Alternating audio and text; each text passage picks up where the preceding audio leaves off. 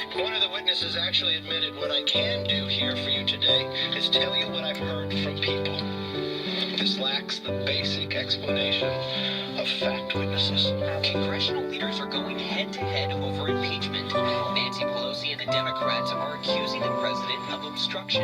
The cover-up makes what Nixon did look almost small. Kevin McCarthy and the Republicans are attacking the process and the inquiry leader's alleged interactions with the whistleblower. Do you think he's lying?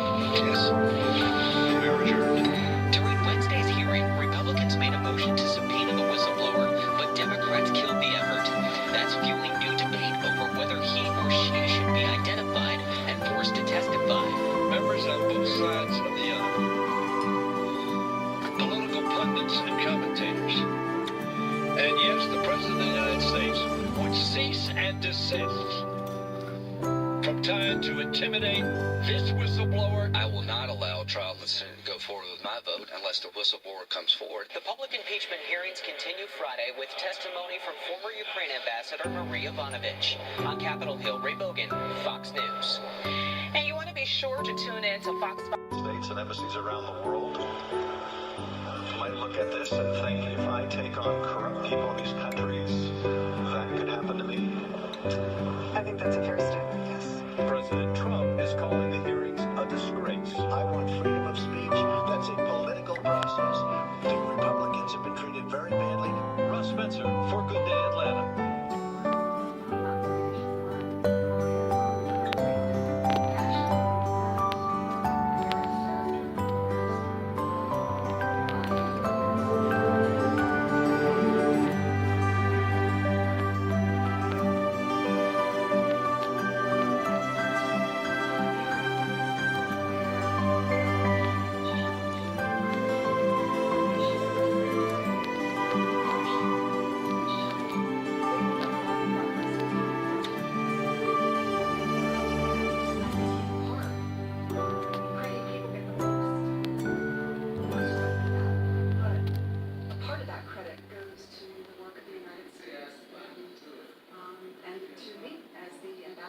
Is former television star Jerry Seinfeld. Okay, thanks,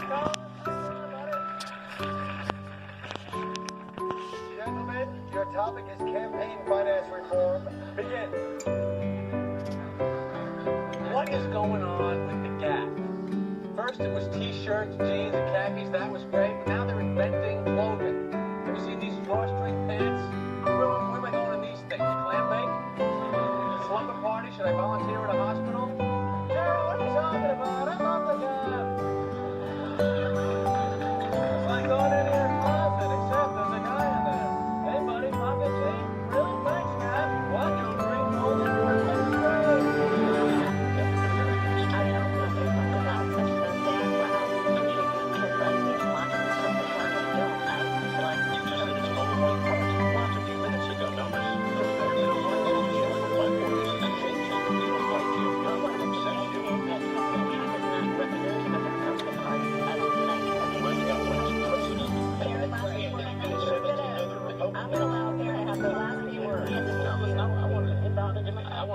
As someone who worked for a former president, for Janelle to go there and get a picture with her husband, with the president of the United States, is a big deal, and we should congratulate her for that. I think the thing that we got to remind our viewers is that President Trump only got 8% of the black vote in 2016. 3% of that was African-American women. And so I think that while it's a good gesture for President to focus on any demographic, but to really kind of dig into his record since he's been president, I think there are some holes that are going to be explored. I think it's the last one thing. Really gotta go. I mean, I know, even though he did get 8%, the fact that he is focusing on 8% that supported him shows that this is not just about race, but it's about all people, and he recognizes that the African American is grossly neglected. Okay, well, coming up, we see in Georgia. About the investigations, as we sit here testifying, the president is attacking you on Twitter. What effect do you think that has on other witnesses' willingness to come forward? It's very intimidating. Hours of testimony has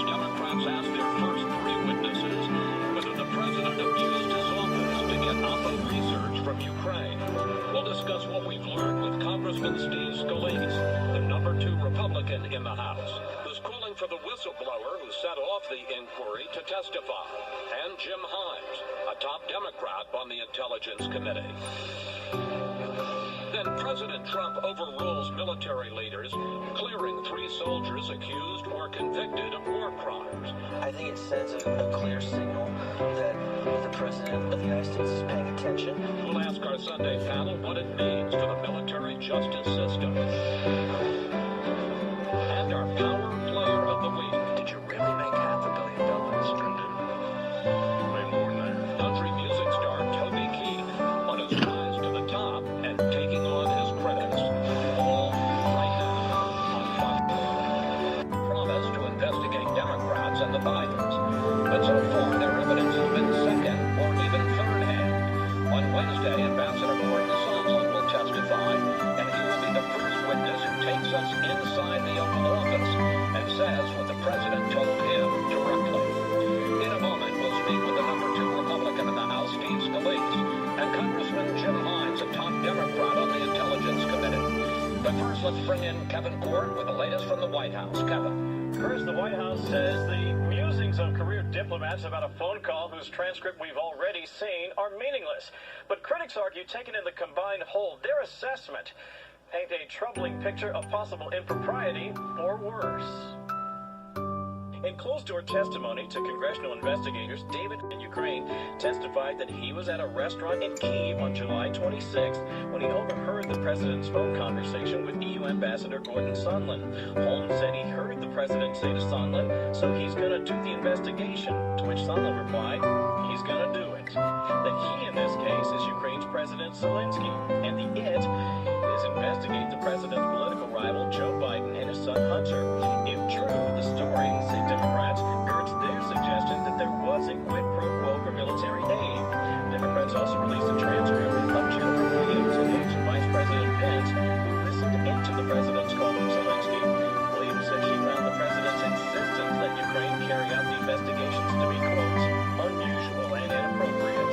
And Tim Morrison, who was a National Security Council aide, testified that Sondland led the effort to get Ukraine to reopen an investigation into the Bidens. This week, Williams, Morrison, and Sondland will all testify publicly on Capitol Hill. A very interesting week indeed. By the way, in a political loss for the president last night, John Bel Edwards won re-election. Zelensky got elected on a platform of doing. Everybody knew that Ukraine had problems with corruption, going back to possible interference that Russia also was involved in the 2016 election. Well, you've set up the big witness this week, which is on Wednesday.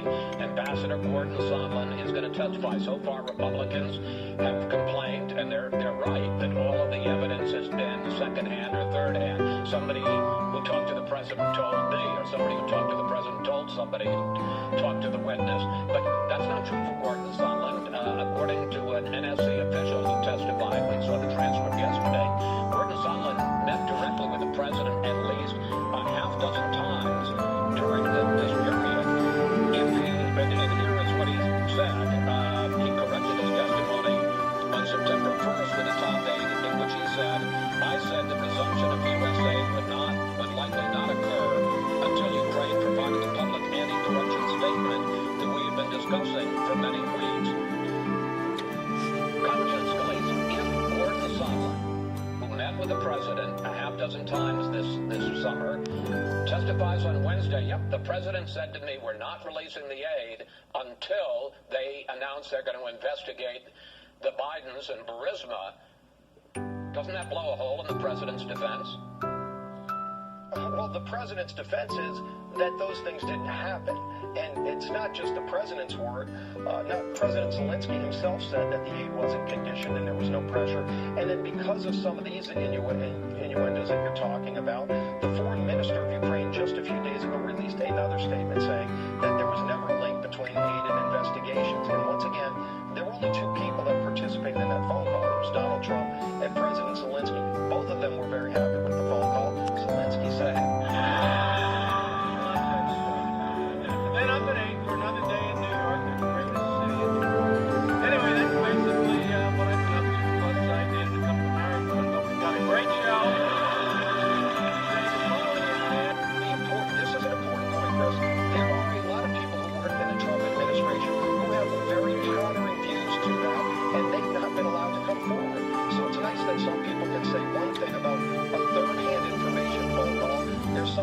that other people can counter that with, and they haven't been allowed to come forward. But ultimately, President Trump and President Zelensky were the ones on the call. Both of them said there was nothing wrong. The foreign minister of Ukraine just came out a few days ago to clear some of this up, to say there was never a link between He incidentally was not on the call either. But if I could go back to Gordon Sondland. If Gordon Sondland says the president told him condition aid to Ukraine on investigating the Bidens, are you going to say that he's wrong, that he's lying?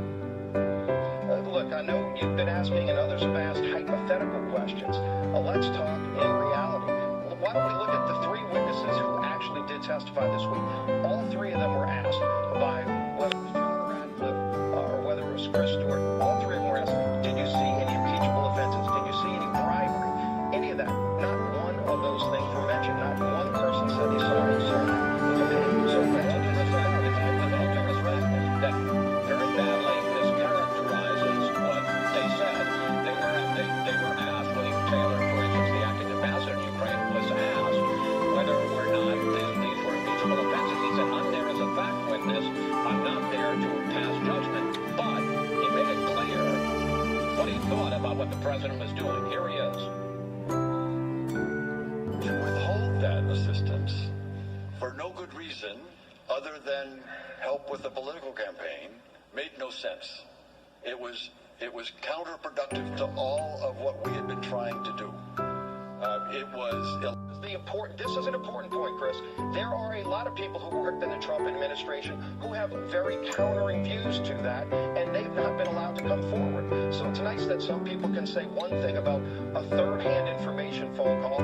There's something else that other people can counter that with, and they haven't been allowed to come forward. But ultimately, President Trump and President Zelensky were the ones on the call. Both of them said there was nothing wrong. The foreign minister of Ukraine just came out a few days ago to clear some of this up, to say there was never a link. He incidentally was not on the call either. But if I could go back to Gordon Sondland. If Gordon Sondland says the president told him condition aid to Ukraine on investigating the Bidens, are you going to say that he's wrong, that he's lying? Look, I know you've been asking and others have asked hypothetical questions. Let's talk in reality. Why don't we look at the three witnesses who actually did testify this week? All three of them were asked by whether it was John Radcliffe or whether it was Chris Stewart. All three of them were asked, did you see any impeachable offenses? Did you see any bribery? Any of that? Not one of those things were mentioned. Not one person said he saw a crime committed. Sir, with all due respect, that very badly mischaracterizes what they said. They were asked, William Taylor, for instance, the acting ambassador in Ukraine, was asked whether or not these were impeachable offenses. He said, I'm there as a fact witness. I'm not there to pass judgment. But he made it clear what he thought about what the president was doing. Here he is. To withhold that assistance for no good reason other than help with the political campaign made no sense. It was counterproductive to all of what we had been trying to do. And of course we heard from Ambassador Yvonne that she did have first-hand experience of waking up at 1 in the morning to be told that she had to get on the next plane because, as we learned, she was in the way of the president's intent to get the Ukrainians to None of them ever had any direct contact with the president, which brings us to Gordon Sondland. Doesn't your case essentially depend on Sondland, who's the only witness that you're going to put up in these public hearings who met with the president? Yes, he did meet with him a number of times, but if he doesn't say that the president set this condition, this quid pro quo, doesn't that blow a hole in your case? Well, I don't think it blows a hole in the case. And why do I say that? There is now ample evidence out there, that there was a corrupt deal being cooked up. For example, the statement by the former National Security Advisor, John Bolton, that he didn't want any part of this, as he called it, drug deal that was being cooked up. But we will hear from at least two first-hand witnesses, right? Ambassador Sondland, as you talked about, we know what he's already said in his revised testimony when he refreshed his recollection. He basically said, yeah, that's what was happening. We'll hear from Lieutenant Colonel Vindman. And Chris, here's an important point, too. The president, who frequently says, I'm the most transparent guy out there, is refusing to permit other people like his chief of staff